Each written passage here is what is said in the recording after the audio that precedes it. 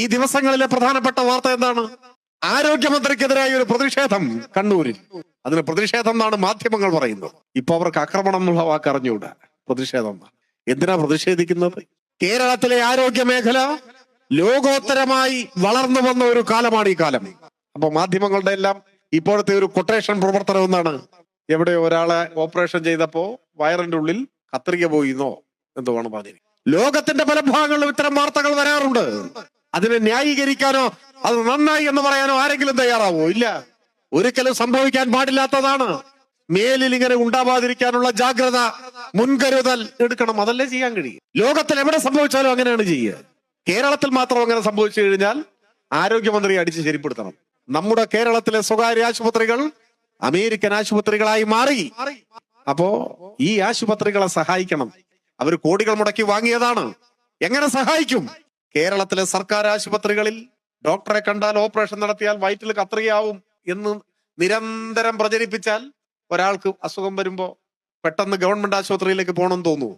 അയ്യോ, അവിടെ പോയി കഴിഞ്ഞാൽ ചിലപ്പോ വയറ്റിൽ കത്രിക, അതുകൊണ്ടോ സ്വകാര്യ ആശുപത്രിയിലേക്ക് പോകാം. അവിടെ പോണെങ്കിലോ 10,000-ങ്ങൾ, ലക്ഷങ്ങൾ, ദശലക്ഷങ്ങൾ വേണം. അപ്പൊ അതിനെന്ത് വേണം? ചിലപ്പോ വീട് വിൽക്കേണ്ടി വരും, ചിലപ്പോ സ്ഥലം വിൽക്കേണ്ടി വരും, ചിലപ്പോ ബാങ്കിൽ നിന്ന് ലോൺ എടുക്കേണ്ടി വരും. ഇങ്ങനെ വിറ്റ് എങ്ങനെയെങ്കിലും പണം സമാഹരിച്ച് കടം വാങ്ങി സ്വകാര്യ ആശുപത്രിയിലേക്ക് പോകാൻ ഏതൊരു സാധാരണക്കാരെയും പ്രേരിപ്പിക്കുന്ന, നിർബന്ധിക്കുന്ന നിലയിലാണ് കേരളത്തിൽ സർക്കാർ ആശുപത്രികൾക്കെതിരായി നടക്കുന്ന ഈ ക്യാമ്പയിൻ. എന്നാൽ സർക്കാർ ആശുപത്രികൾ വന്നിട്ടുള്ള മാറ്റം എത്ര വലുതാണ്. കമ്മ്യൂണിസ്റ്റുകാരെന്ന് കേട്ടാൽ വെടിവെച്ചു കൊല്ലുന്ന, വേട്ടയാടുന്ന ഒരു കാലം നമ്മുടെ നാട്ടിലുണ്ടായിരുന്നു. ലോകത്തിലെല്ലായിടത്തും സമാനമായ അനുഭവങ്ങൾ കാണാൻ കഴിയും. പുതിയൊരു ലോകം സ്വപ്നം കണ്ട ധീരരെ അങ്ങനെ വേട്ടയാടിയ ആദ്യം ബ്രിട്ടനും, പിന്നീട് കോൺഗ്രസ് ഭരണകൂടവും, പിന്നീട് അവരുടെ ശിങ്കിടികളായ ഗൂണ്ടാ സംഘങ്ങളും ജന്മിമാരും എല്ലാം വേട്ടയാടിയ അനുഭവം ഈ കേരളത്തിലുണ്ട്.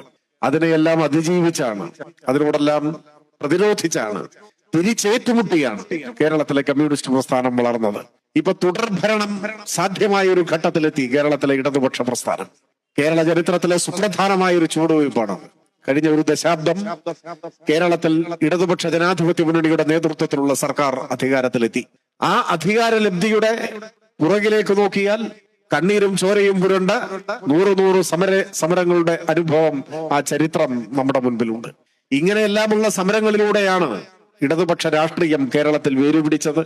കേരളത്തിലെ ഗണ്യമായ ഒരളവ് ജനങ്ങളെ ഇടതുപക്ഷ രാഷ്ട്രീയത്തിന്റെ പിന്നിൽ അണിനിരത്താൻ സാധിച്ചതും ഇത്തരത്തിലുള്ള സമര പോരാട്ടങ്ങളുടെയും ഓരോ കാലത്തും പാർട്ടിക്ക് നേതൃത്വം കൊടുത്തിരുന്നവർ അനുഭവിച്ച ത്യാഗങ്ങളുടെയും സഹനങ്ങളുടെയും എല്ലാം പേരിലാണ്.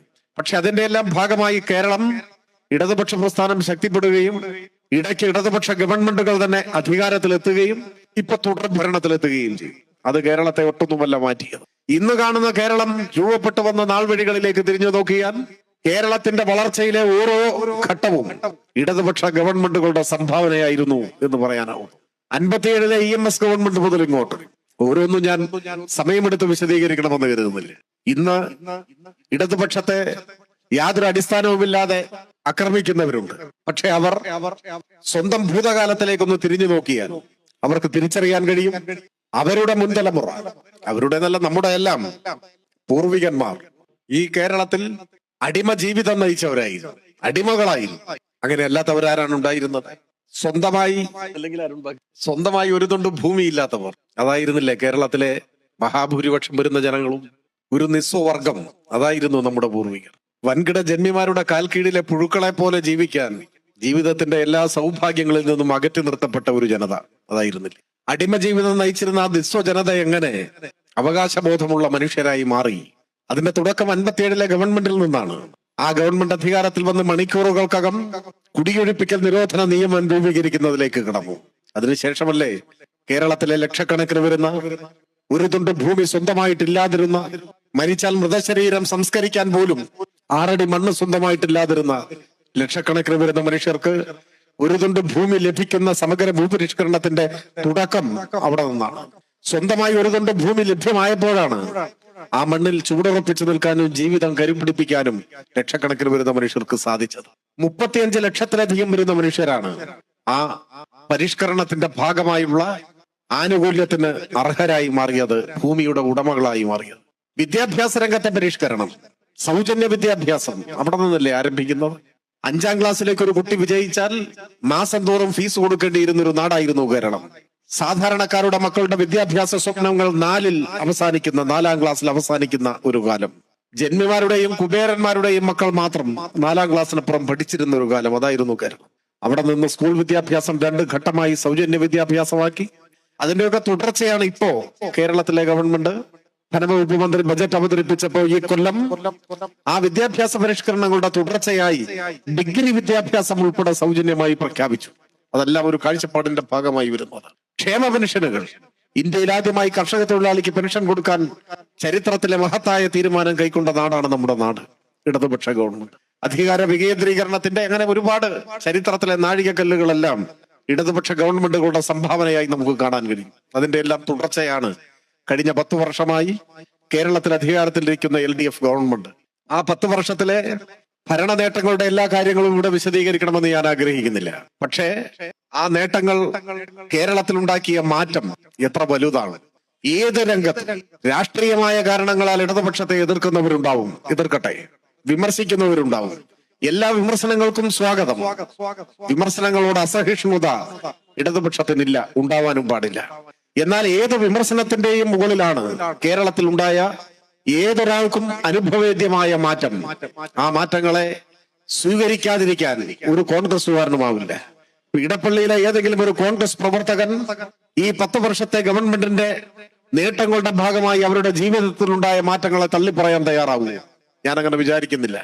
കോൺഗ്രസുകാരനായി എന്ന കാരണം കൊണ്ട് ഉമ്മൻചാണ്ടി മുഖ്യമന്ത്രിയായിരുന്ന ആ കാലം തിരിച്ചു വരണം എന്നാരെങ്കിലും ആഗ്രഹിക്കുമോ? ഇപ്പൊ പവർ കട്ടില്ല കേരളത്തിൽ. ഉമ്മൻചാണ്ടിയുടെ കാലത്ത് ഇതുപോലെ പവർ കട്ടും ലോഡ് ഷെഡിങ്ങും തിരികെ വരണം എന്നാഗ്രഹിക്കുന്ന ഏതെങ്കിലും ഒരു കോൺഗ്രസുകാരൻ ഇടപ്പള്ളിയിലുണ്ടോ? കേരളത്തിലുണ്ടോ? പരീക്ഷാകാലത്ത് പോലും പാഠപുസ്തകങ്ങൾ കിട്ടാത്ത ഒരു കാലമായിരുന്നു ഉമ്മൻചാണ്ടിയുടെ കാലം. കോൺഗ്രസുകാരനായി എന്ന കാരണം കൊണ്ട് ഉമ്മൻചാണ്ടി ഭരിച്ച കാലത്തേതുപോലെ പരീക്ഷയായാലും പാഠപുസ്തകങ്ങൾ കിട്ടരുത് എന്നാഗ്രഹിക്കുന്ന ഒരു കോൺഗ്രസ്സുകാരൻ ഉണ്ടാവുമോ ഈ നാട്ടിൽ? ഒരു സാധ്യതയുമില്ലേ. സ്കൂൾ തുറക്കുന്നതിന് മുൻപേ പാഠപുസ്തകങ്ങൾ കൊടുക്കാൻ തുടങ്ങി കേരളത്തിൽ. ഇപ്പോഴത് സ്കൂൾ പൂട്ടുന്നതിന് മുൻപേ കൊടുക്കുന്ന നിലയിലേക്ക് എത്തി. അതാണ് മാറ്റം. അപ്പൊ രമേശ് ചെന്നിത്തല അതിനെന്തോ വിമർശിച്ചു. പിന്നീടാണ് അദ്ദേഹത്തിന് അബദ്ധം മനസ്സിലായത്. രാവിലെ വിമർശിച്ച ചെന്നിത്തല വൈകുന്നേരം അത് തിരുത്തി. ആ വിമർശനം തിരുത്തി. നല്ലത്.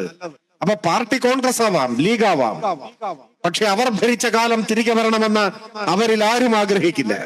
നിയമന നിരോധനത്തിന്റെ ഒരു കാലം, അത് യുവജന സംഘടനാ പ്രവർത്തകരെല്ലാം അനിശ്ചിതകാല നിരാഹാര സമരം നടത്തിയത് ഞാനിപ്പോഴും ഓർക്കുന്നു. ഈ കഴിഞ്ഞ 10 വർഷത്തിനിടയിൽ ഒരു ദിവസം പോലും നിയമന നിരോധനം ഉണ്ടായിരുന്നില്ല. അപ്പൊ ഏതെങ്കിലും ഒരു യൂത്ത് കോൺഗ്രസുകാരൻ നിയമന നിരോധനത്തിന്റെ ഉമ്മൻചാണ്ടിക്കാലം തിരികെ വരണം എന്നാഗ്രഹിക്കൂ? ഒരു സാധ്യതയുമില്ല. മറക്കാൻ ആഗ്രഹിക്കുന്ന ഒരു കാലമാണത്. ഓരോ മേഖലകളിലും ഈ മാറ്റങ്ങളുണ്ട്. പക്ഷേ ഈ മാറ്റങ്ങളോടൊപ്പം നാം ഓർമ്മിക്കേണ്ട ഏറ്റവും പ്രധാനപ്പെട്ട കേരളം ഇരു കൈയും നീട്ടി സ്വീകരിക്കുന്ന മാറ്റം ഏതാണ്? LDF ഗവൺമെന്റിന്റെ ഏറ്റവും പ്രധാനപ്പെട്ട നേട്ടം ഏതാണ്? ആ ചോദ്യത്തിന് ഒരൊറ്റ ഉത്തരമില്ല. ഓരോ മേഖലയിലുള്ളവരും അവരുടെ ജീവിതത്തിൽ പ്രതിഫലിച്ച മാറ്റങ്ങളുടെ അടിസ്ഥാനത്തിൽ ഈ ഗവൺമെന്റിന്റെ ഏറ്റവും വലിയ നേട്ടമായി ചൂണ്ടിക്കാണിക്കുന്ന കാര്യങ്ങൾക്ക് വ്യത്യസ്ത സ്വഭാവം ഉണ്ടാവും. ഒരു വീട്ടമ്മയെ സംബന്ധിച്ചിടത്തോളം ഒരു പക്ഷേ ഇന്ത്യ ചരിത്രത്തിൽ ആദ്യമായി വീട്ടമ്മമാർക്ക് പെൻഷൻ ഏർപ്പെടുത്തിയതാണ് ഏറ്റവും വലിയ സംഭവം എന്ന് പറഞ്ഞേക്കാം. ചരിത്രത്തിലെ ആദ്യത്തെ സംഭവമാണ്. ഒരു ചെറുപ്പക്കാരൻ പറഞ്ഞേക്കും നിയമന നിരോധനം എടുത്തു കളഞ്ഞു. ഇന്ത്യയിൽ നടക്കുന്ന PSC നിയമനങ്ങളുടെ 60% ഈ കൊച്ചു കേരളത്തിലാണ്. എല്ലാറ്റിനും പുറമെ അഭ്യസ്ത വിദ്യരായ യുവതി യുവാക്കൾക്ക് പ്രതിമാസ സ്റ്റൈപ്പൻഡ് അപേക്ഷിച്ച മുഴുവൻ പേർക്കും അക്കൗണ്ടിൽ കാശെത്തി. അത് പറഞ്ഞേക്കാം. ക്ഷേമ പെൻഷൻ വാങ്ങിക്കുന്ന ഒരു ക്ഷേമ പെൻഷന്റെ ഗുണഭോക്താവാണെങ്കിലോ മുടങ്ങിപ്പോയ ഇനി ഒരിക്കലും കിട്ടില്ല എന്ന് കരുതിയ ക്ഷേമ പെൻഷൻ കുടിശ്ശിക തീർത്തു കിട്ടിയെന്ന് മാത്രമല്ല 2000 രൂപയായി വർദ്ധിച്ചു. അതായിരിക്കും ഒരു വലിയ നേട്ടം. ഓരോ മേഖലയിലുമുള്ളവർ ഇങ്ങനെ എടുത്തു പറയുന്ന നേട്ടങ്ങൾ ഉണ്ടാവും. ഇപ്പൊ കഴിഞ്ഞ ദിവസം ഒരു വലിയ ചരിത്ര സംഭവത്തിന് കേരളം സാക്ഷിയായി. 5 ലക്ഷം വീടുകൾ ലൈഫ് പദ്ധതിയിൽ. സർവകാല റെക്കോർഡാണ്. ഒരു വീട്ടിൽ 4 പേരുണ്ടെന്ന് കണക്കാക്കിയാൽ 20 ലക്ഷം മനുഷ്യർക്ക് സ്വന്തം വീട് എന്ന സ്വപ്നം സഫലമായി. സുരക്ഷിതമായ വീട്, അതായിരിക്കും വലിയ നേട്ടമായി ചൂണ്ടി. എന്നാൽ ഞാനിവിടെ പറയാൻ ആഗ്രഹിച്ചത് ഇതൊന്നുമല്ല. ഇതെല്ലാം ഏറ്റവും പ്രധാനപ്പെട്ട നേട്ടമെന്ന് വിശേഷിപ്പിക്കാൻ അർഹതയുള്ളതാണ്. എങ്കിലും ഇതോടൊപ്പം മറന്നുപോകാൻ പാടില്ലാത്ത സുപ്രധാനമായ നേട്ടം സമാധാനമായി കേരളത്തിൽ ജീവിക്കാം എന്നതാണ്. സമാധാനമായി ഉറങ്ങാം. പേക്കിനാവുകളില്ലാത്ത നിദ്ര യാഥാർത്ഥ്യമായി. എന്ന് വെച്ചാൽ ഇന്ത്യയിൽ മറ്റെവിടെയും ഇങ്ങനെയൊരു സമാധാന അന്തരീക്ഷം ഇല്ല. അതാണ് പ്രത്യേകം. രാജ്യത്തിന്റെ പല ഭാഗങ്ങളിൽ നിന്നും പുറത്തു വരുന്ന വാർത്തകൾ നമ്മളെ എത്രമാത്രം വേദനിപ്പിക്കുന്ന വാർത്തകളാണ്.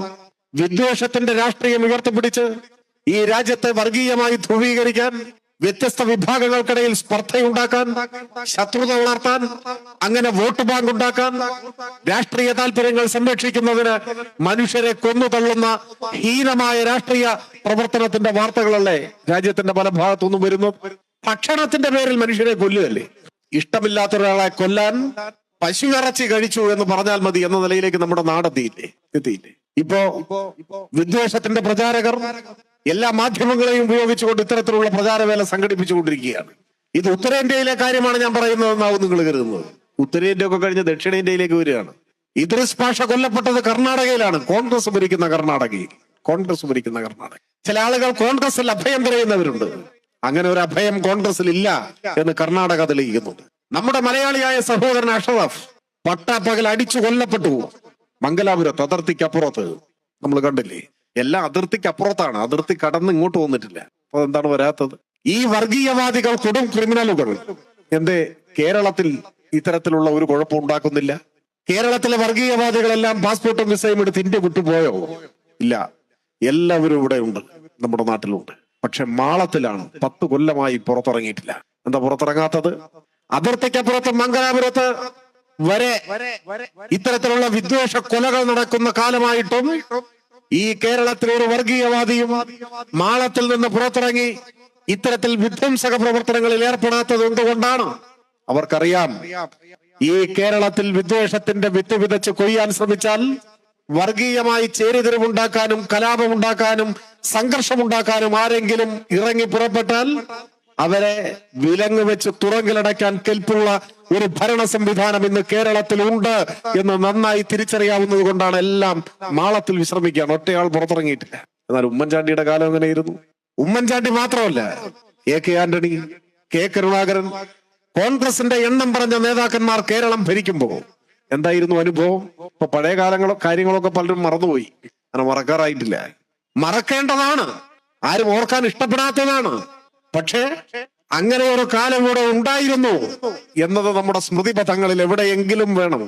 പോലീസ് വെടിവെപ്പുകളുടെ, വർഗീയ കലാപങ്ങളുടെ, ആവർത്തിച്ച വർഗീയ സംഘർഷങ്ങളിൽ ഈ അമ്പാറ്റകളെ പോലെ വീണു പിടഞ്ഞു മരിച്ച നിരപരാധികളായ മനുഷ്യരുടെ വിലാപങ്ങൾ ഉയർന്ന ഒരു കാലം ഉണ്ടായിരുന്നില്ലേ? മാറാട് പോലെ. ഞാൻ ഓരോന്നായി വിശദീകരിക്കുന്നില്ല, നമ്മൾ ആരും ഓർക്കാൻ ഇഷ്ടപ്പെടാത്തതാണ്. പക്ഷെ അങ്ങനെ ഒരു കാലം ഉണ്ടായിരുന്നു. അന്നൊരിക്കലാണ് പാലക്കാട് നഗരത്തിൽ പട്ടാപ്പകൽ 10 വയസ്സ് മാത്രം പ്രായമുള്ള ഒരു പിഞ്ചു പെൺകുട്ടിയെ, സിറാജുന്നീസയെ പോലീസ് വെടിവെച്ച് കൊന്നത്. അതായിരുന്നു കേരളം. വർഗീയ സംഘർഷങ്ങൾ സാധാരണക്കാരായ മനുഷ്യരുടെ ജീവിതത്തിലാകെ അസ്വസ്ഥത പടർത്തിയ ഒരു കാലം. ആരും തെരുവിൽ വെച്ച് കൊല്ലപ്പെടാം എന്നൊരു കാലം. നിരന്തരം പോലീസ് വെടിവെപ്പ് ഉണ്ടായ ഒരു കാലം. അതിനിടയിലാണ് 10 വയസ്സുള്ള ഒരു പിഞ്ചു കുഞ്ഞിനെ കേരള പോലീസ് വെടിവെച്ച് കൊന്നത്. അതായിരുന്നു ഈ കേരളം. അങ്ങനെ സൗകര്യപൂർവ്വം മറക്കരുത്. ആവർത്തിക്കാൻ പാടില്ലാത്തതെന്ന നിലയിൽ നമുക്ക് മറക്കാം. പക്ഷെ അതായിരുന്നു കാലം. എന്തേ അങ്ങനെ സംഭവിച്ചു? മൂകസാക്ഷികളായി നിന്നു സർക്കാർ. ഒരു വർഗീയവാദിക്കുമെതിരെ കർശനമായ നടപടി സ്വീകരിക്കാനുള്ള ആർജവം UDF ഗവൺമെന്റിനുണ്ടായില്ല. എന്തുകൊണ്ട്? ഈ വർഗീയവാദികളുടെ പിന്തുണയോടെയാണ് കേരളത്തിലെ സർക്കാർ അധികാരത്തിലേക്ക് വന്നത്. വർഗീയവാദികളാൽ നിയന്ത്രിക്കപ്പെടുന്നതായിരുന്നു ഉമ്മൻചാണ്ടി ഉൾപ്പെടെയുള്ള കോൺഗ്രസ് നേതാക്കന്മാർ നയിച്ച കേരളത്തിലെ ഗവൺമെന്റുകൾ.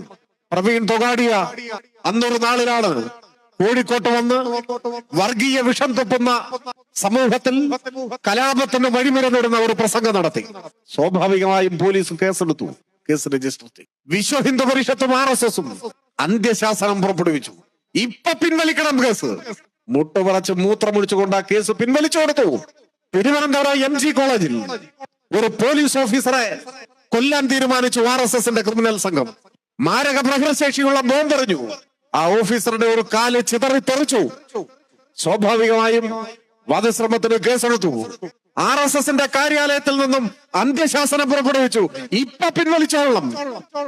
രണ്ടാമതൊന്നും ആലോചിക്കാതെ കേരളത്തിന്റെ ചരിത്രത്തിൽ ഇന്നോളം ഉണ്ടായിട്ടില്ലാത്ത വിധം ഒരു പോലീസ് ഓഫീസറെ ബോംബെറിഞ്ഞ് കൊല്ലാൻ ശ്രമിച്ച കേസ് പിൻവലിച്ചു കൊടുത്തു. ഇത് ഏകപക്ഷീയമായിരുന്നില്ല.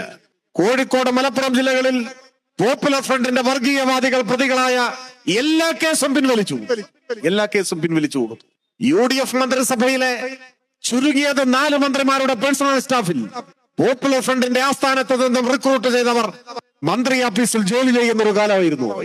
RSSും പോപ്പുലർ ഫ്രണ്ടും ഇരു വർഗീയവാദികളും UDF സർക്കാരിനെ ഹൈജാക്ക് ചെയ്തൊരു കാലം. വർഗീയ സംഘർഷങ്ങളിൽ മലയാളിയുടെ സ്വൈര്യം നഷ്ടപ്പെട്ടൊരു കാലം. ആരും എപ്പോഴും കൊല്ലപ്പെട്ടേക്കാം എന്നൊരു കാലം. അതായിരുന്നു UDFന്റെ ഭരണകാലം. ഇപ്പൊ ചില ആളുകള് സൗകര്യപൂർവ്വം അതൊക്കെ മറക്കാൻ ശ്രമിക്കും. ആ കേരളത്തിലാണ് 10 കൊല്ലമായി വർഗീയ സംഘർഷങ്ങളില്ല, പോലീസ് വെടിവെപ്പുകളില്ല, വർഗീയ സംഘർഷത്തിൽ പരിക്കേറ്റ മനുഷ്യരുടെ സങ്കടമാരും ആർക്കും കേൾക്കാനാവില്ല. ഇങ്ങനെയൊരു നാടായി കേരളത്തെ മാറ്റി. ആ നേട്ടത്തിന്റെ മുന്നിൽ ഒരുപക്ഷെ ഞാൻ വിചാരിക്കുന്നു മറ്റെല്ലാ നേട്ടവും ഈ നേട്ടത്തിന്റെ താഴെയാണ് വരിക. സമാധാനമായി സ്വൈര്യമായി ജീവിക്കാൻ കഴിയുന്ന ഒരു അന്തരീക്ഷം കേരളത്തിലുണ്ടായി. ഇപ്പോ കേരളത്തിൽ നഷ്ടപ്പെട്ട അധികാരം തിരിച്ചുപിടിക്കാൻ കോൺഗ്രസ് ഏത് മാർഗത്തിലൂടെയാണ് മുൻപോട്ട് പോകുന്നത്?